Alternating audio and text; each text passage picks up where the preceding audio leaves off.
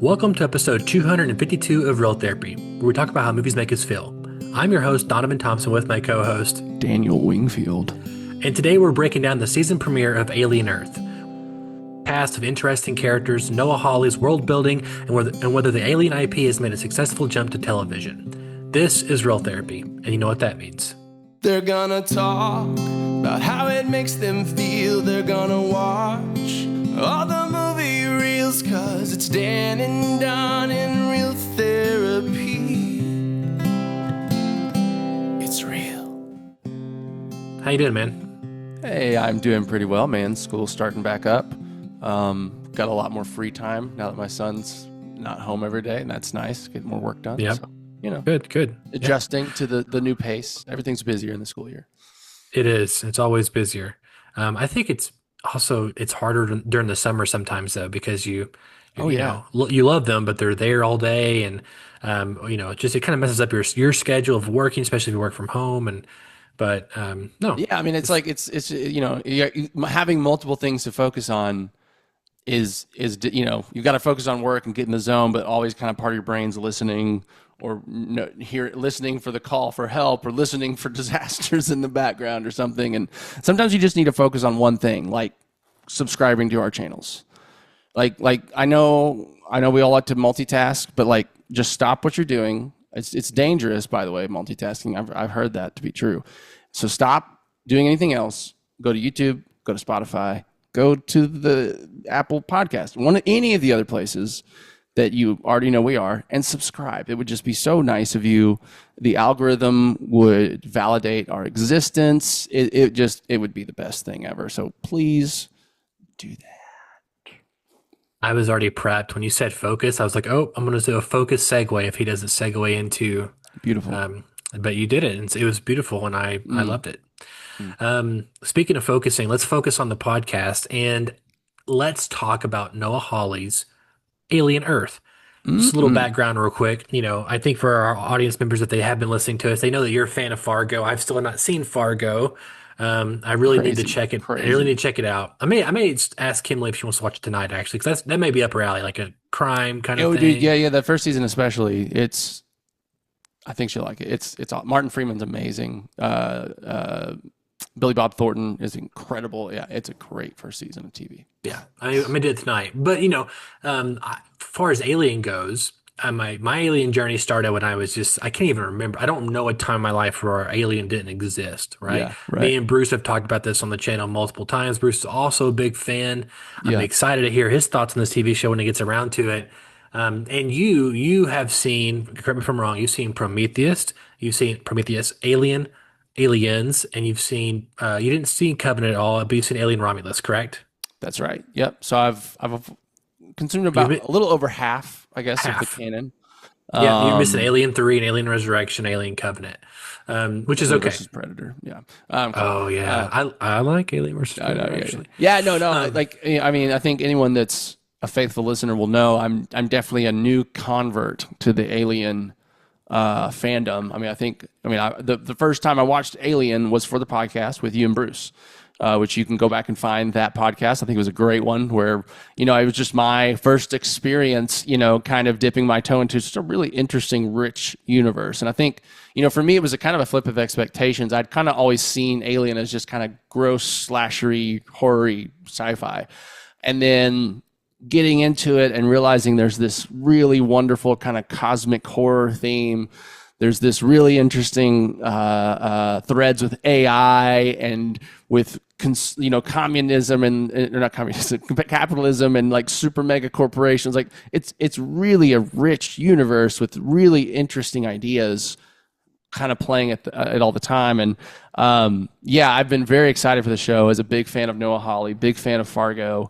I think everyone has been having their eyes on this for a while, but and then it's come out, and then the reviews have just been almost unanimously positive. I think the one anecdote I've seen from some writer was it's Andor for Alien, and I think there's definitely, even just in the production design, there's some obvious parallels or similarities, I think, even in these first episode.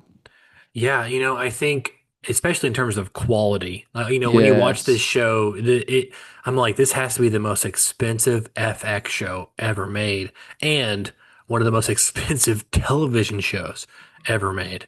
It looks like, and maybe we're just gotten to a place now where this stuff is so much easier than it was 5 years ago, which is Yeah. obvious. But it looks like, like you're watching. It could have been a part of Alien Romulus that just came out last year in the theaters, and Lots of um, practical effects mixed with really good special effects. Like it looks amazing. it And looks even, as good as it gets. I'll just say digging into it a little bit, I'll be honest, and maybe you can help me with this.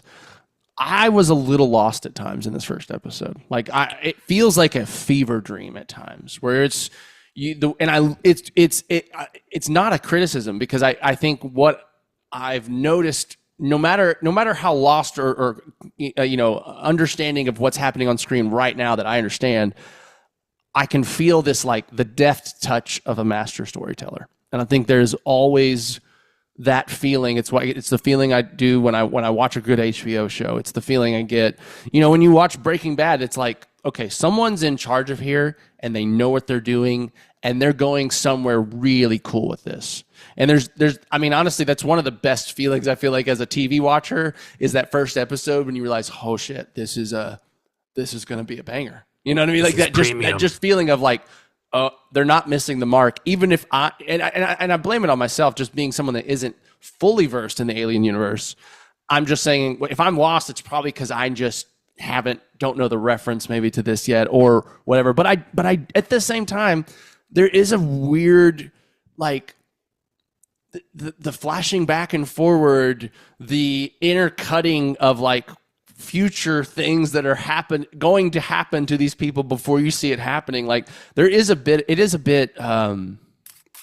it's dense, I might say. Like there's a lot to take in.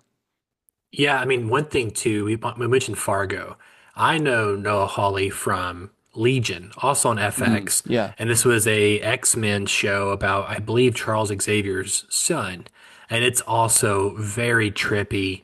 It's also critically acclaimed, and it is kind of similar aesthetic to this, where it is phasing in and out of consciousness and this kind of dreamlike thing. And I will say, like, it was a little jarring to me too in this first episode, just because it was kind of like, we're really balancing a lot of different aspects of Alien. Like he's the first 5 minutes is straight up like Alien, right? Like it is Yes, just horror. like here's the exact same type of ship. The pods are all waking up. Well, in Those that kind of moment when they're things. all sitting around talking, I kind of was like, feels like I almost was exactly like, like the moment from I was Alien. like, is this the same dialogue? I even thought, is this the same dialogue? But I think it's so because I've seen Alien and Aliens, all these other Right. things so much. I was pre-programmed for maybe a more slower paced kind of thing, and having these jump cuts, having like you're saying, it's Yeah. like inserts that are like foreshadowing their death, whatever. It's like this ability to tell a lot of information, but like trying to be creative about it. And so I dig it too. I will say, like, when it was all done, episode one, I was kind of like, I want to go back and watch it again. Like instead of starting Yes. episode two, I want to watch it again because I feel like I missed stuff. Well, no, Like, but what I felt, and I similarly was that this show will be rewatchable. I think finishing the show and then going back, I bet it'll be like kind of like WandaVision, where you're like, wow, the amount of foreshadowing is insane, but you can't see it until you know, right? Kind of thing. I mean, it is I would say it's a very efficient, and I'll say just it feels very smart and like just well written way to pack a ton of exposition. Yeah. A ton. Like It also could go off the rails so that quickly. I don't know yet, but Absolutely, my but I gut would is say- it won't. Yeah. they made this show that it's so that if you've never seen Alien, you can still kind of follow. And I think you have to do that. You have to do that when you're putting this much money into this. You got to make it as mass marketable. Like you got to be able to get as much audience as you can. But like, it is just it's dense. A lot of stuff is happening. We're jumping from these characters to these characters. At one point, I thought one character was a different character. One character was the same character, and I was like, "Oh, this must be the past and the present." And then realized they were different. Oh, okay, no, like so. There's elements of just we're jumping around, and while we're jumping around, we're seeing like visual effects of the future mixed in with the present, and so it's like it's dense, and it's like you kind of have to be paying attention. If you look at your phone, if you do anything, you're going to be lost for a second or after that. But it feels like, man, it feels like they did so much with little real estate. And again, that's that feeling of, oh, this is a master storyteller. This guy knows how to do a lot with a little and still make it a fun ride. Like, I never felt like I was getting exposition.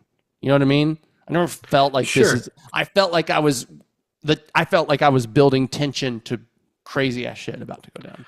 Well, I think also this is a compliment, and again, this could go off the rails. Like it is a little jarring, but I was positive during my experience because I was like, I'm confident in his ability to tell a story or whatever. But I think one thing we could really talk about here is this is the thing I think he's really kind of nailed about Alien, or at least, because you have always filmmakers that go through the last 30, 40, 50 years. Yeah. And they talk about Alien, if they're a fan or not, or if they get it, the other filmmakers trying to tackle this property or whatever. And I think Noah Hawley really understands what makes what the smart thing to talk about with Alien or whatever. And I think Alien at its core is pretty simple, right? It's a monster movie. It's this thing, it's survival, we're getting around it. Well, it's a horror movie, and we talk about how the movie genre of horror is about the exploration of what makes us human, or at one point Right. do we stop being human and become a monster? That's, in general, that's what horror is exploring. Yeah, and then on top of that, and here's where my point comes in, it's also sci-fi. And in this case, this is, I would say, high level sci-fi. Yes. Where we're talking about cyborgs, we're talking about synthetics, which is just robots, and then we're talking about this other thing that they maybe haven't completely classified yet. And just we're talking about, it's like that speech on the helicopter with that guy from Justified, when they're flying in, they're like, Timothy Olyphant. the human, we used to do just food. Like, that's, the idea of like humanity out, like getting too big for our britches in a way that we think we're the top out. Like, it's in a way, it's like this, like, it's like questioning of like, are humans actually the most evolved? Like, is that really what we think? Like, there's just all these really interesting things of like, you're animals. Yeah, we're just animal. animals that think we're and it's like, we used to be food for other animals that were bigger than us, and now we think we're not. And like, and of course, the foreboding of like, just because we haven't found another big animal yet, we haven't found the bigger one yet. And I think that, that too is just like, it's even like his character, and like, I don't know if you know this, and I think it might be revealed in episode 2. He's a synthetic. It's revealed in 1. Okay, I was watching it. I was kind of like, there's a line of dialogue that reveals it. It's not like, oh, you're a synthetic, but it's it's like he talks about humans in a way that he's not one. He's like, that's, humans. Well, and even that, he said, like, a high-level scientist. To be food. He wasn't saying we. He said you. Yeah. But yeah, no, it's I think the chick is too, right? The girl, his wife, or the partner, the lady that was helping him. Yeah, his partner. I don't know. I think she's human. Yeah. Okay. I think so, because there's another thing in episode 2. Well, and and clarify for me. So Wendy, this whole idea of putting real human consciousness into synthetic bodies, cyborgs or whatever they called it in the beginning, that's brand new, right? It's brand new. That's and as a Alien, long-term fan, I mean, as a very recent fan, it feels like it fits perfectly into the AI kind of, machine versus human. Can we trust AI? What is AI? Is it another life form? Like, these kind of questions that the Alien movies kind of ask. So to me, it fits perfect. Do you like it? I really think too, like, people don't like Prometheus overall, but that movie to me really started to kind of bring in some of these other questions, like immortality and artificial intelligence, because that wasn't really there was things obviously about it, about life cycles and death and all these kind of things, but the immortality aspect of it. And then even I would say Covenant is this weird hybrid of the exploration of life and immortality, and like, man becoming God, then God becoming man again. And when you watch that one, I think that will even, like, it will pinpoint a little bit more for Alien Earth too. And Ridley Scott did that kind of stuff, and they kind of people kind of shit on those movies, but I think because he broached those topics instead of just going straight up horror again with like whatever, it's opened up these more interesting Oh, conversations I within the love it. I think universe. I agree. Those are the parts of the universe I kind of find the most interesting, to be Yeah. honest. Like, yeah, the creepy crawly horror stuff, it's exhilarating.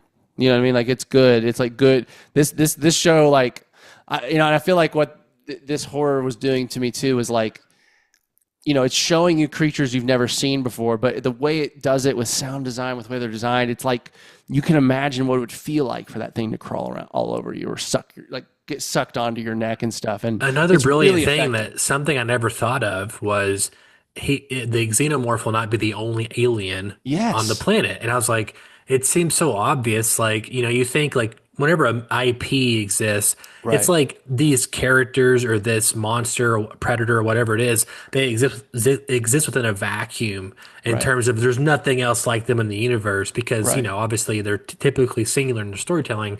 But it's obvious that especially if there's like engineers out Yeah. there making stuff, there's all kinds of monsters. And of course, in Prometheus, we had Yes. different kinds of A things, bunch but of it was, different. but it was kind of like this is from the same goo and shit that the And they're xenomorph like is from. pre-evolutionary stages, Yeah, maybe of the same. Like maybe this ex is what it before it evolved. It was this kind of thing. exactly. Yeah. And so having just, I think, just different, like it Dude, feels that like not freaking even the eyeball same thing with lineage. like That was my favorite thing I've seen in it it's was the so eyeball thing. it's creepy and cool. Like it's awesome. It's a great What design. a smart horror thing. I can't. I'm guessing it will do something cool in episode 2. It just if I had to I guess. thought that was episode 2 when you brought it up, and I was like, No, how's he I'm know just saying that? seeing it in the glass and it like crawl. You see it Yeah. crawl around like outside of the glass. I think you like see it escape or something. But Oh, so you don't even know. Okay, so like I was thinking, how did he know about that thing? Okay, yeah, you don't know about that the thing. only deaths you really see in episode 1 are the things that suck to those soldiers' necks that are chained back there. Yeah, episode 2 is. I mean, episode 2 feels more streamlined. It feels more like Well, okay, we're it's on a clearly setting up an awesome action sequence just to begin it.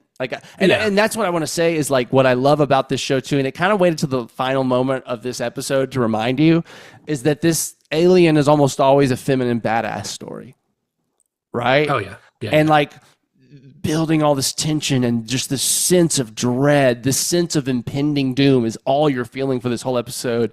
And then he's like, you know, you may not say, when he's like, no, I'll save him. And then like the rock music comes in, and it's like, I think there's an interesting thread to this too that I've not felt with other aliens, in that like you have this synthetic being or cyborg, right? It's like it's a human consciousness inside like a super powered body to an extent, right? And like, it's almost this feeling of like, I don't feel like the humans have had this much of a chance before. Like the feeling of, I have never felt like, oh, but the humans have these guys to help them. Like before in alien Sure. stories, where like there's always there's the AI guys, but you always expect them to betray them, right? Like that's kind of what they do, or to a degree. And so Not like not there's even pushback, but I think maybe this different path here is in Aliens. There is we have the machismo military people. We're going to go kick right, some ass. It's very James Cameron. sure, I love it, but it's also not like but it's as an audience member we know like these they guys are too think they're cocky. badass. These They're too guys cocky. are they're all of this is about to bite them in the ass. Yeah, so, and so as it's so it's yeah. more dread. It's more like, yeah, they're coming in with these big cool guns and they look like super like SWAT guy, whatever. But like most of these people aren't going to live. And I think you can kind of even still feel that about that little group of children in adult bodies. Probably a lot of them will die, but there's also this feeling like, but some of them won't, and they will be the things that kind of save the day. And like that is a feeling, and I like it. Like it's like, How do you feel about it being? I mean, like, I think it's genius in terms of it's just interesting and different. Was like they're kids in adult bodies, Yeah. and how will kids react to the xenomorph? But they don't have emotions, but they do. it's Like really interesting because I think it's also, robots in some ways they function like there's a lot it feels a they're little dealing with. Spielberg to me. You know what I'm saying? Like the idea of like, Yeah, no, you're right. Like it's like a group of kids have to be the ones to save the day. well, Luckily, just they were even like put in the superpowered innocence of adult it all. bodies. Like they're gonna, and you see this in Yeah. episode 2 a little bit too of like some of them, like they react like I don't know. They're stronger, at least stronger willed than I would be in some cases, but Sure. they're still children, Sure. Yeah. and Yeah. so No. And it's I'm interesting. well, Yeah, and it was a brilliant scene with all of them in that room she comes just in. talking, and they're just like being kid, like just like just like Yeah, dude, yeah. it was I'm gonna really probably good short acting. circuit. Yeah, Yeah. like what Yeah. happens when we die? Yeah, yeah, yeah. And then Yeah. they're like, suit up, we're gonna go. And they're like, seriously? Like you're like, And she puts on a sword, and it's like yeah. Oh no, very but like it's like the yeah, sword from a paper cutter. she yeah, she rips off the thing of a paper cutter, that little chop thing, and that's her sword. yeah. It's great. But no, but it's just like, And it felt like she was doing that because she had saw that in movies, not no, it because looked like an yeah, anime because when she puts it on her back, it's like she looks like she's doing like an anime, like she's a or yeah, whatever, a shonen or yeah, whatever in like an anime. But no, like yeah, and again, like it was mainly that last moment of episode 1 is where you feel it strongest, of where she's like, no, I'm gonna save him, and there's this also there's this like childlike confidence of like, exactly.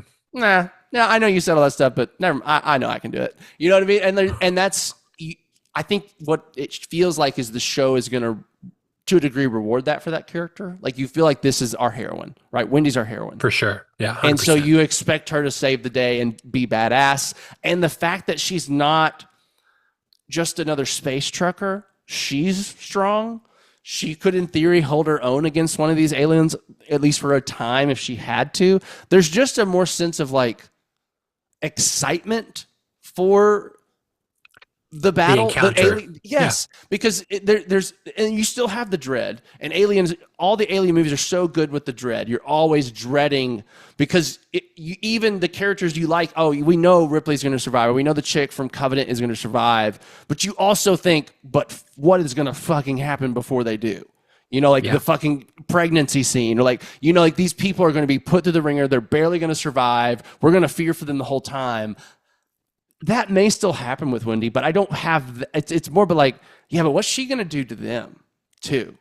You know, I mean, that may all happen. She may get her ass kicked, and I expect it to, like your heroes should, but like, there's also the sense of, but the heroes have more of a chance than I've ever felt in an alien movie. And that makes me excited. Yes, dread, and it's going to be gory and it's going to be scary looking, but there's also this like, yeah, but it'll be cool, maybe more cool and exciting as much as it is kind of dreadful and scary. I also think that, because we've seen the alien so much and we know so much about the alien, I expect to have a little bit more mythology in terms of what happens when an egg gets on this animal, because, it changes their biology or whatever. But I think the core of the show is going to be her and her brother, and her trying to either at first get her brother to become one of her. And I think it's going to be ultimately her versus Weyland-Yutani, her versus the boy genius. And yeah, well, that's what I was going to ask you. they call him the boy genius. I can't think of his name. That's the guy that he was like. The young trillionaire. Yeah. Is he a brand new character? No. Yeah, brand new character. I love him. He feels like he should almost be in like what's that weird Bruce Willis movie that we watched with Bruce? He almost feels like a character from The Fifth Element. Is that it? Oh yeah. Yeah, oh like yeah. almost, yeah. but he has this kind of theatricalness that's fun. He has a good scene in episode 2 that's kind of, it tells you everything about his character in one scene. I don't think it's episode 1. Yeah, well, you're like, oh yeah, that's his arc right there. I liked. He had a good scene where he's like, we're talking about what they should do, and she's like, I'll do it.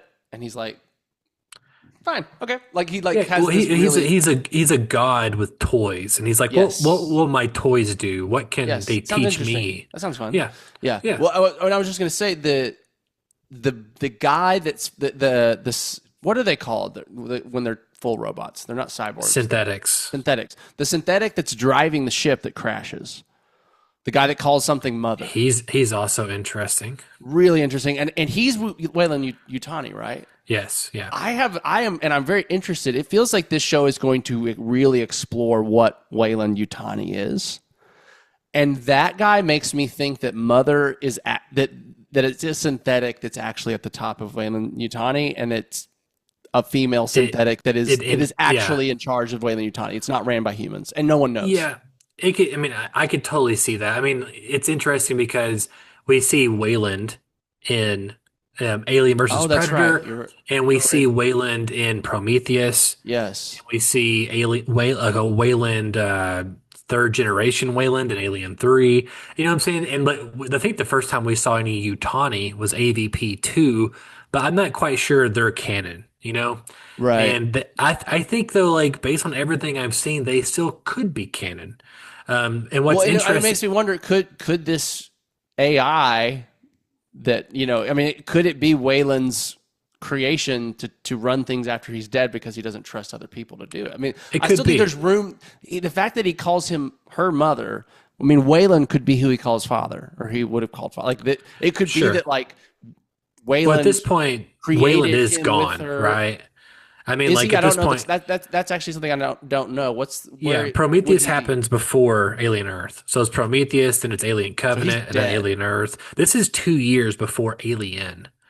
And so, Right. Right. there Right. is Right. there is Right. this Right. big thing, and I think it has been confirmed now. But Alien, it was always this kind of small debate of like, were they out there because Right. they're doing this mining thing, or were they out there looking for something Yes. else? And it's very much, it seems now like Weyland Yutani was using the Nostromo to, Get a find specimen. to find the alien or specimen.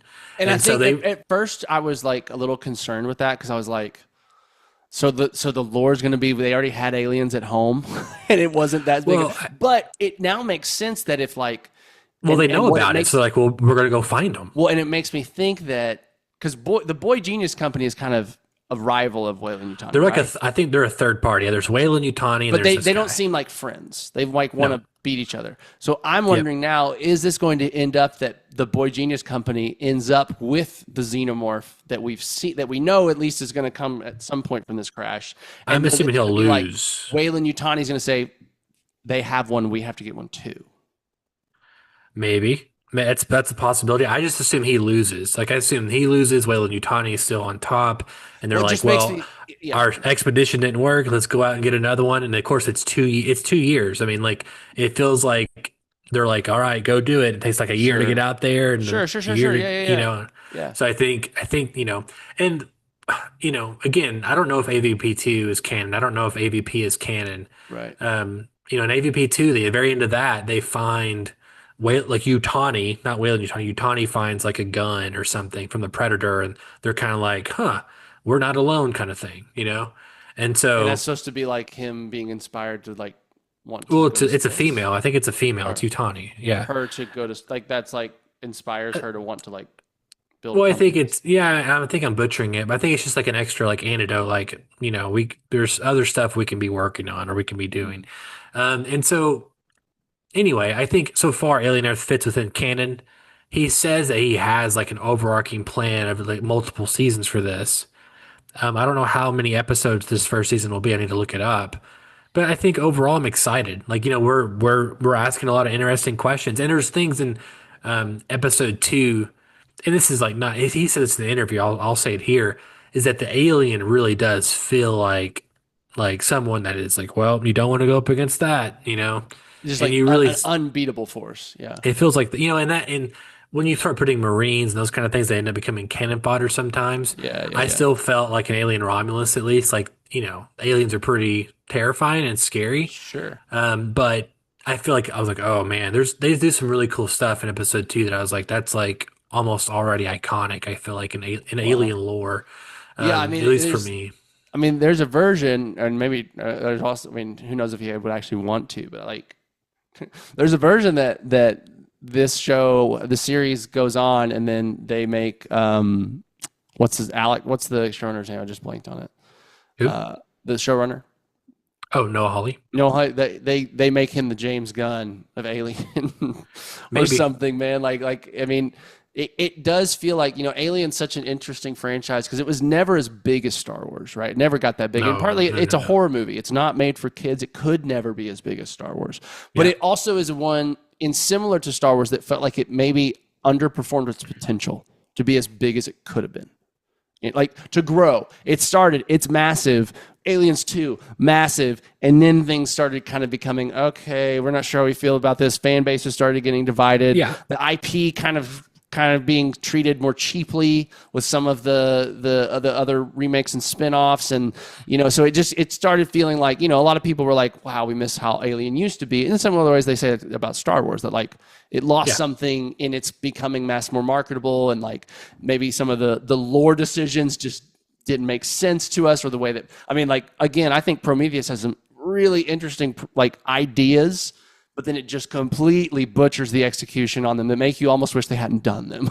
You know what I mean? For sure. And so there's like these things of like, there's this feeling that Alien could have been bigger than it is now if maybe it had been in the hands of someone that really knew what to do with it a little better. And I'm not saying really doesn't, but like, I don't know. Like, it just feels like if someone like Noah had been in charge since the 80s, I think this IP could have been even bigger than it is right now. And so there's this feeling that with someone... the 90s. Sure. Yeah. How big could this be? Like, could Alien become a mainstay of popular culture again? Where he's showing up in... like, they're making more, toys for kids, and you know what I mean? Like, it feels like the universe is rich enough. It's interesting enough.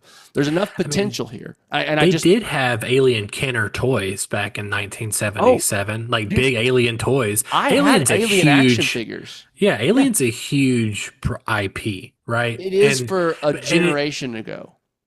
Yeah, but I mean, like, my point is, like, it's in the zeitgeist, like the designs in the zeitgeist.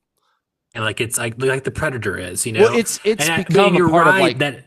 Yeah, I was gonna say you're right in the fact that both of those franchises, they kind of went the horror route, the traditional horror franchise route, where they kind of pumped out sequels that didn't do as well. They kind of missed the point of the original movies. Yeah, just kind of up to the stakes and kind of they either up the stakes or they just weren't as good as the originals, which is also just you could tell that some of these people are trying things and just not working. And when you do that, and you don't succeed, other properties come in and kind of take over, and then generations kind of lose interest or whatever. Yeah. And I think, and just to kind of wrap this up, I think like all in all, both Predator and Alien are back, and that's a pretty huge statement to say compared to where we were at 3 to 5 years ago. Oh, absolutely. I mean, we had Prey on Hulu, we had Predator Badlands. Or Predator Badlands is like in a month or two in theaters, which I'm skeptical, but we'll see. But we had Predator Killer of Killers, which I talked about in the podcast before. And we had Alien Romulus, which for all accounts, it was, I had a good time with it. And if I got things like that all the time, I'd be happy with the Alien franchise. So I think, those two, it feels like those two franchises have been resuscitated. Yeah. And in a good way, like, critically acclaimed Alien Earth. Like, who would have thought that 5 years ago? And now the question is, can our other beloved properties, Star Wars, Marvel, DC is trying, right. things like that, can they also turn the ship around and get us in a good place? I don't know. Yeah, and then we also have weapons, which is becoming a new phenomenon, and it feels like they're wanting to just give. Is it Zach Krieger? Is that his name? Maybe something it made Krieger. Almost $5 million on Wednesday at the box office. At like what, a $30 million, or what's the budget? I don't know. Yeah, it's low. It's like 25, 30. Yeah. But it's like $5 million on a Wednesday for a movie like that. For a horror movie. Well, not even just a horror movie. A slow burn mystery horror movie. I know it's a slow burn. It's apparently really slow. It was like slow burn with multiple perspectives and like interlocking stories. And it's like, that's really interesting. $5 million on a Wednesday. That's insane. Like it's penetrated the box office, and that movie is already successful. People people are saying like, this is good. This is going to make Hollywood want to focus on more original IP. And I think that's great. I think Marvel doing their thing. DC. I mean, like, even though Superman will tap out at 600 million, maybe, which a lot of people consider a failure, it's still the highest grossing superhero movie of the year, and it feels like that might be the new benchmark, unless you're doing like an Avengers level crossover. And it also feels like it is the most successful fan, like in terms of fan impact. It has been the most like.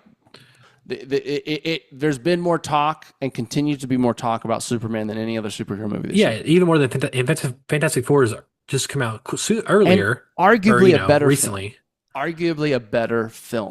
Definitely filmmaking wise, better film, 100%. Yes. No question. And a bit more of a complete story. Like, Yes. and you know what I mean? And so More complete. yeah. But all that to say is like, you know, it feels like they're wanting, like Hollywood's going to make Zach Krieger like the new, like it feels like they're putting him on a pedestal that's going to eventually fall. But what I'm saying is, it's like, it's I hope Hollywood interesting shifts that, here.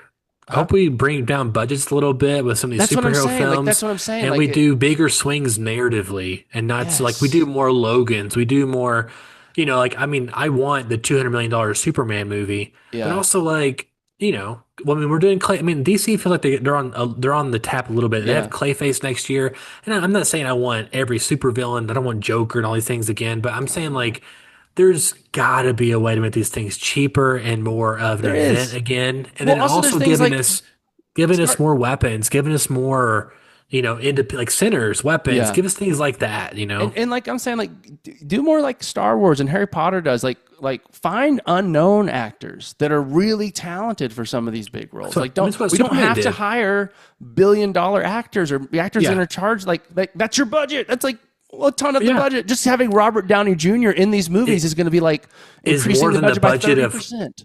Robert Downey Jr. is probably 15 million over the budget of weapons, the Right. entire budget of a film.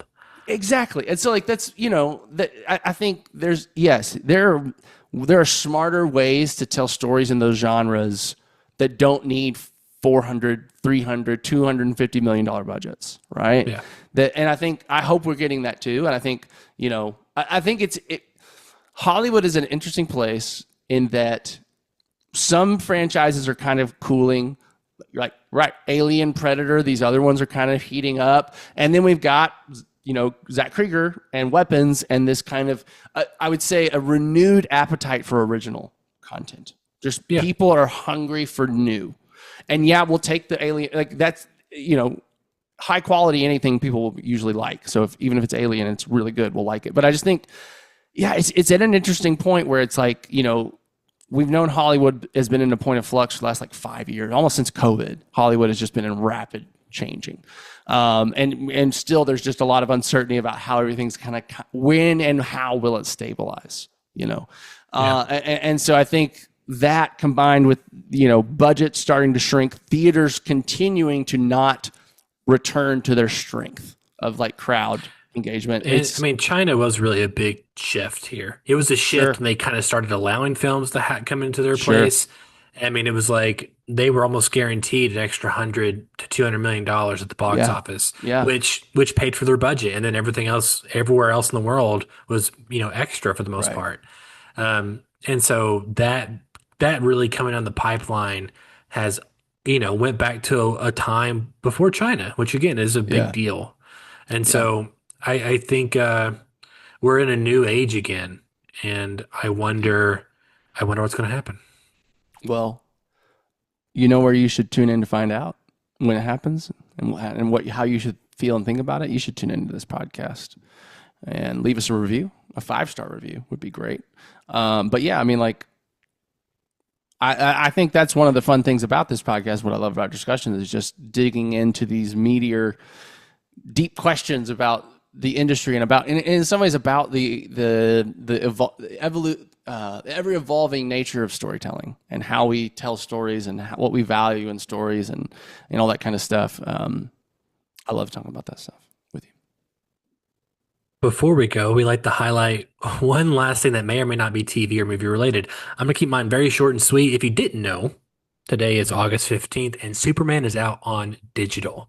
I'm watching it this weekend with Kat. Perfect. She hasn't seen it yet. I'm curious. Tell me what she thinks about it. Reese is at that age where if you like try to get him into something, he'll automatically not be into it because it's like mom and dad are like trying to make. I'm too cool to be influenced by mom and dad. Sure. And so my plan is to not invite him to watch it with us, but turn it on and just watch it. And I know he's gonna just be like, oh, what's that? And then I'm hoping he'll like see crypto and like laugh his butt off and be into it. Like, like that intro of the movie is perfect for kids. It's crypto being a bad dog and slapstick humor. It's like, that's how you get kids. Oh, this is going to be for me too. That's, you know, that's how you tell them that. And that's great. So that's awesome. Yeah. Superman. Can't wait. Everyone check it out and get ready for Peacemaker season 2. Yeah. So excited. We finished Peacemaker earlier this week. It was still good. Still good movie.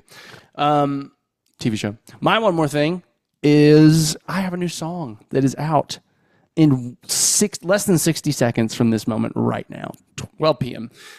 Dreams, a new song from my artist profile, Dan the Voyager, is releasing today.